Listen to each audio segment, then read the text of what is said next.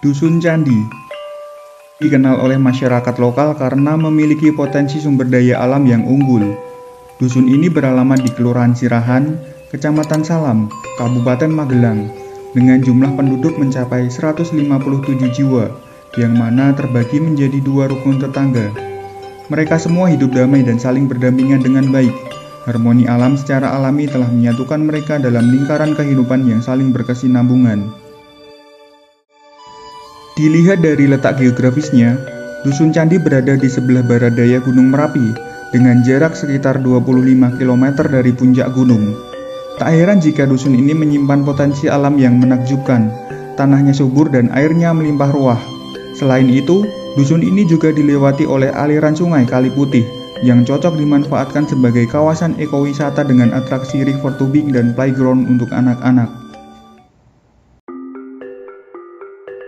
Dalam video ini, saya akan menyampaikan analisis potensi bantaran Kali Putih di kawasan Dusun Candi dan bagaimana strategi pengembangannya. Teknik analisis yang digunakan adalah analisis SWOT.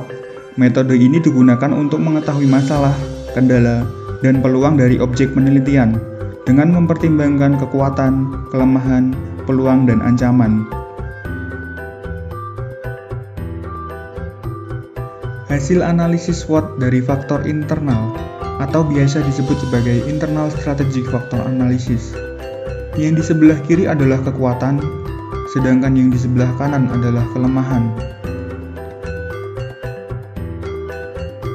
Selanjutnya adalah hasil analisis SWOT dari faktor eksternal atau biasa disebut sebagai external strategic factor analysis.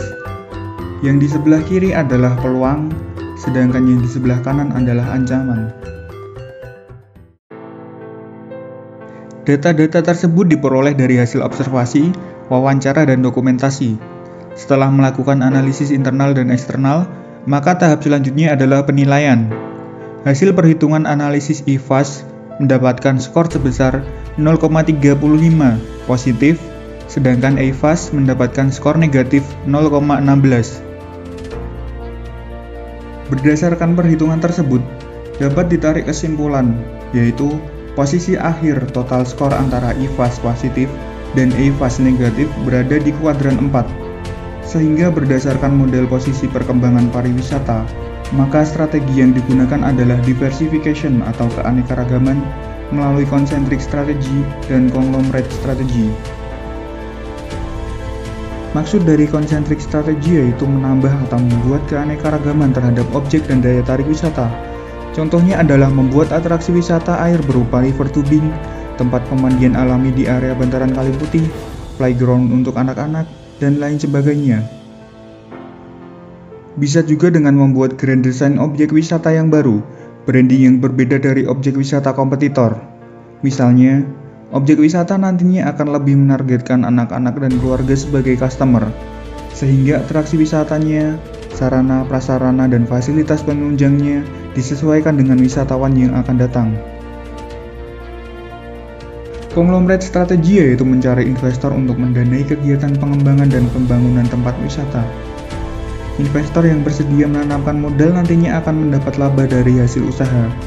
Hal tersebut perlu dilakukan karena pengembangan objek wisata membutuhkan dana yang tidak sedikit. Sehingga salah satu solusi ketika pengelola tempat wisata tidak mendapatkan dana hibah dari pemerintah adalah berusaha mencari investor swasta yang bersedia menanamkan modalnya.